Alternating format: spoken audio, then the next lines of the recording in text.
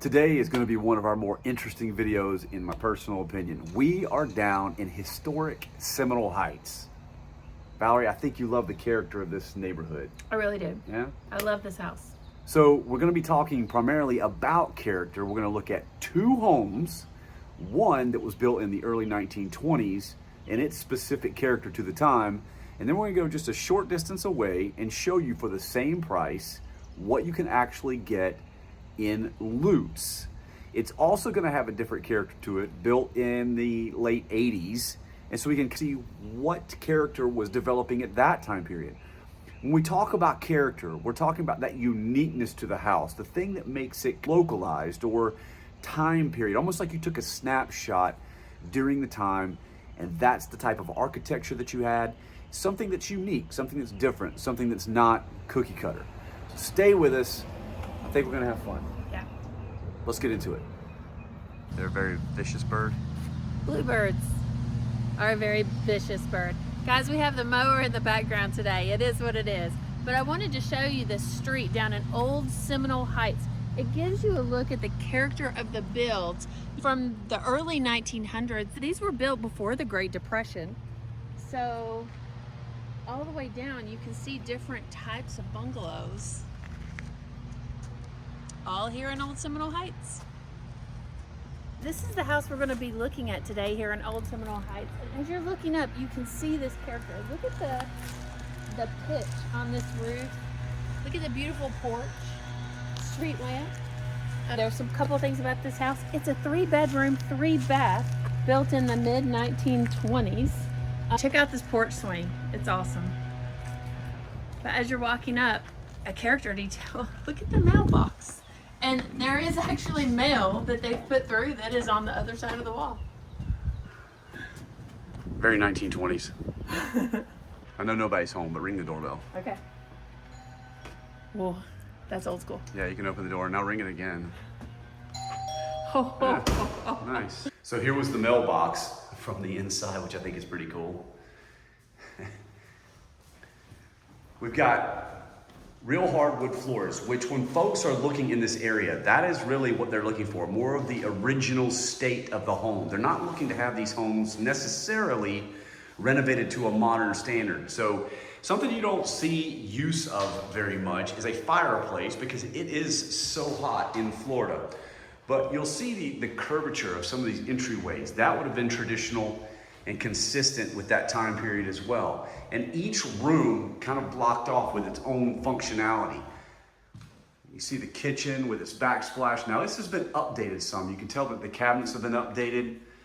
You can tell obviously the appliances, countertops. One of the things I think that we had loved was the separation of rooms. Valerie, say why you love the separation of rooms.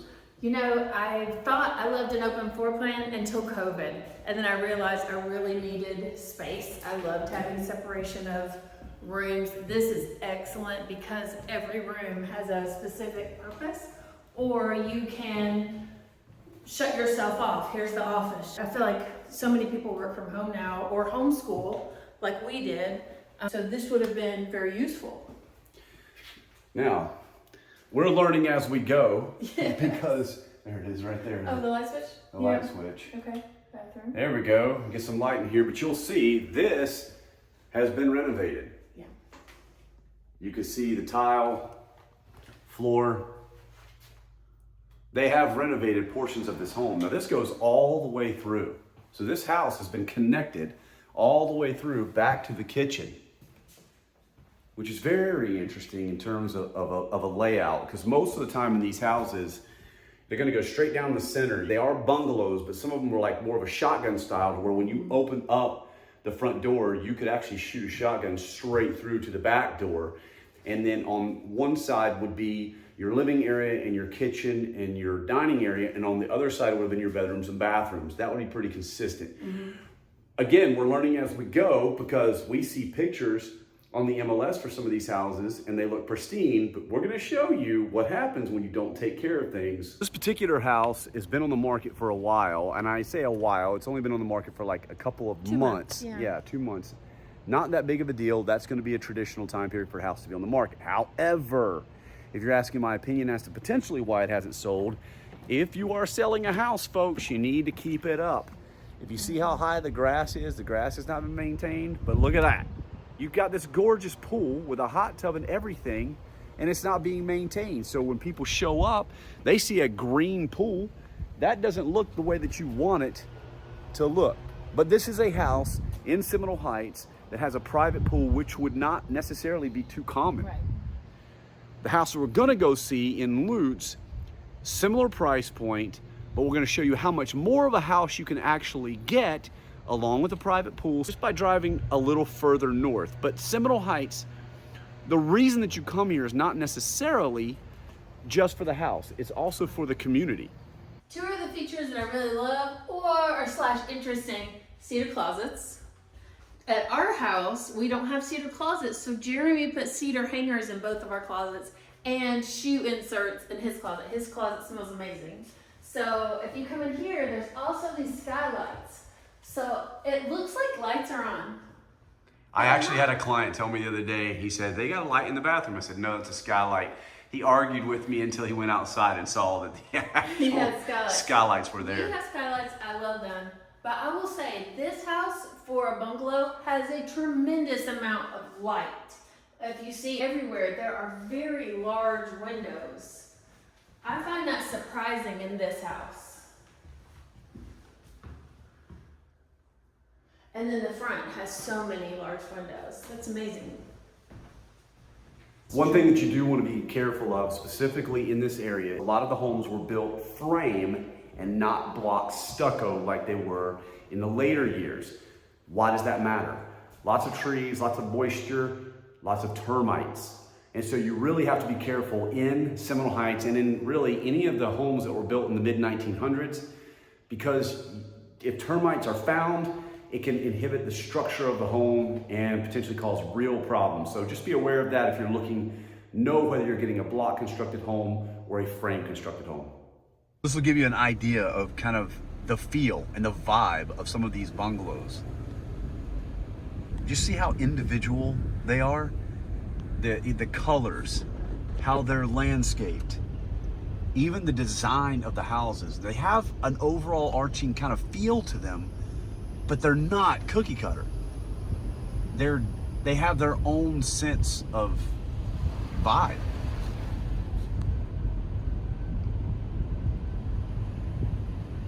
I think it's beautiful. And this is what you can expect in Old Seminole Heights, and the prices are going to be somewhere around that $600,000 mark. When we're doing our client initial consultations and I'm asking what's important to clients, generally the client profile, when they're looking for places like Seminole Heights, they want to have things that are more walkable than it would be in the northern suburbs, because this is still considered a suburb of Tampa. Again, it's historic Seminole Heights. But just from the house that we're at right now, within what, 4 minutes is the coffee shop down the street. Yes. Walk, a 4-minute walk. If you wanted to get breakfast, where would you go, Valerie? Trips Diner, which is a local favorite. 11-minute walk, 10-minute walk, yeah. Right? If you wanted to go to have dinner at a nice restaurant, what would you hit? Rooster and the Till is super close. It's again 11-minute, 10-minute walk. Okay. And then proximity to the city. That's also important to a lot of people. The downtown, the Tampa Museum of Art, right there in the center, 10-minute drive. That's it. You're very close. Now, what I would say is that where we're going to go is 17 minutes away north. So we're still just a smidge north of Tampa, but it's really not that far away. And we're going to show you how much more of a house you can get, the difference in the character, and then what you can expect with regard to things like walkability or how far you would have to go to get to the city. Yeah. Right here, we're at Trips, just coming up alongside it. And this is a place I like to come on dates with my son, with our son, Colby. It has great breakfast. They actually do hubcap pancakes. Why are they called hubcap pancakes? They're as big as a hubcap. They're huge. I'm assuming since you're watching this video that you're really into houses or you're thinking about moving to the Tampa Bay area. And if you are, I do not want you to make a decision out of fear. I want to get you as educated as possible, which is why I do these videos, and I want to be your guide when you go to buy your next house. What should they do, Valerie, when they're ready to buy their next home? Contact us at jeremy@excelicor.com. And that's going to result in a free consultation. We'll go over what you're looking for in a house, whether you're looking for early 1920s bungalow or 1985 with a little bit of character, or even new construction in and around the Tampa suburbs. What would you also like them to do, Valerie? 2 things. Like, subscribe, so that you can get all the videos that we launch every Wednesday. Every Wednesday. All right, let's get back into the video. So now we're in the community of Lake Forest. And again, this is only 17 minutes, just barely over 15 minutes away. These houses are going to be built in the mid to late 80s.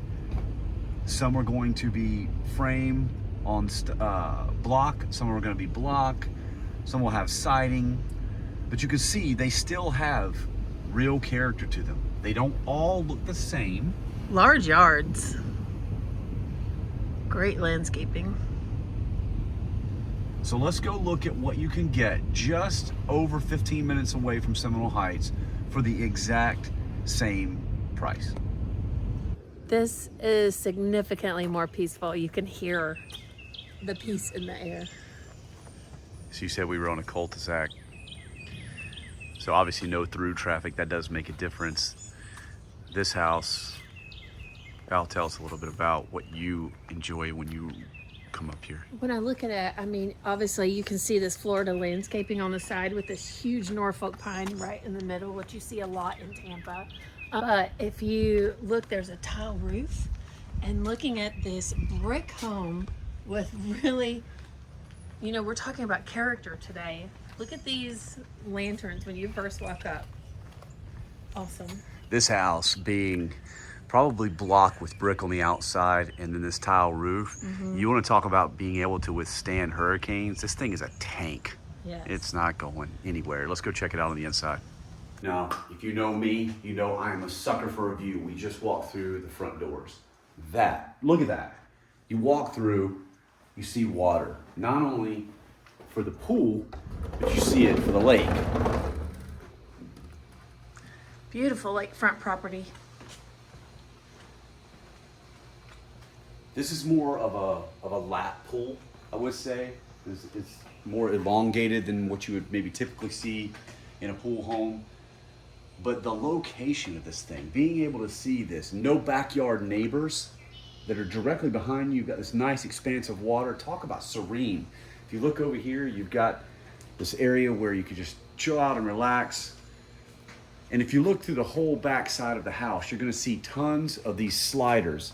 So you've got multiple accesses to get out to the back patio. So it's just drawing you back here. This is something that is nearly invaluable to me. But there are trade-offs. You're not as walkable to maybe some of the places that we told you about earlier, but this house is nearly 3,000 square feet as opposed to 1,300 square feet. It has a bigger pool. It has a nicer back view of the water. It still has character, even though it was built in the 1980s, but it's roughly the same price. So it depends what you're looking at and where it's located as to how much value you can actually get out of the house. Notice as we're walking through, we still have the curved archways as we're going through, but even through the kitchen and the large living room this way, you have all this view to the pool and the lake. Very huge windows, lots of light. Look at these overhead beams in the vaulted ceiling. And you still pick up your fireplace if you get cold in Tampa. How often do we get cold in Tampa? 2 days. How many? 2 days a year. 2 days a year to use a fireplace. It's a massive house. Lots of natural light. You wouldn't know from the street just how large this house is. Valerie, you are a person that loves a garden tub, correct? I do. Yeah, so this would be consistent with the 1980s character. Look at that. I'm garden actually not tub. opposed to this tub. Now that I'm looking in it, it doesn't have jets, which is cool, and it has handles to help yourself get up. I don't know. Not too bad. Now I'm gonna make you object to it really quickly. Okay. What do you think about the fact that the window for the neighbor is right there? What would you I mean, if it were our house, I would want to take that out and put those block glass things in. Yeah. But I mean, close the blinds for sure. Yeah. It is very indicative of the 1980s. Yes. We looked at 2 homes today, and we feel like both of them had character, but they're from their own time periods in history, and they exemplified those time periods, I think, pretty well. One was built in the 1920s, it's partially renovated. One was built in the 1980s, it's not renovated. So these are things you're not walking into a new construction home. These are things you're going to come in and you're going to need to do a little bit of work, and they're both priced in the low 600s. Yeah. Yeah. So just having the right expectation, no matter what house you go into, if you're not looking at new construction, there's a good chance you're going to have to do something, provided that previous owner didn't update their house to the most modern of standards. And a lot of the clients that we deal with that are looking in Old Seminole Heights, or that even are looking in Lake Forest area, they're not necessarily after the full renovations. They like and enjoy the older feel, those floors that have that certain smell to them when you walk in. The cabinetry and the little things that were done back during that time periods, they don't want to lose that. So it could actually be a selling point. When it comes time for you to buy your house, I want you to reach out to us. Reach out to us at jeremy@excelicor.com. Like Valerie had said earlier, we would greatly appreciate if you would subscribe to the channel so that you don't miss the Wednesday videos. Like, share it with someone. If you're not necessarily ready to buy a home, we would greatly appreciate it. We do a lot of business off of referrals, so it does help us out. Anything you'd like to conclude, Valerie? No. Have a great day. Yeah, so we'll see you on the next one.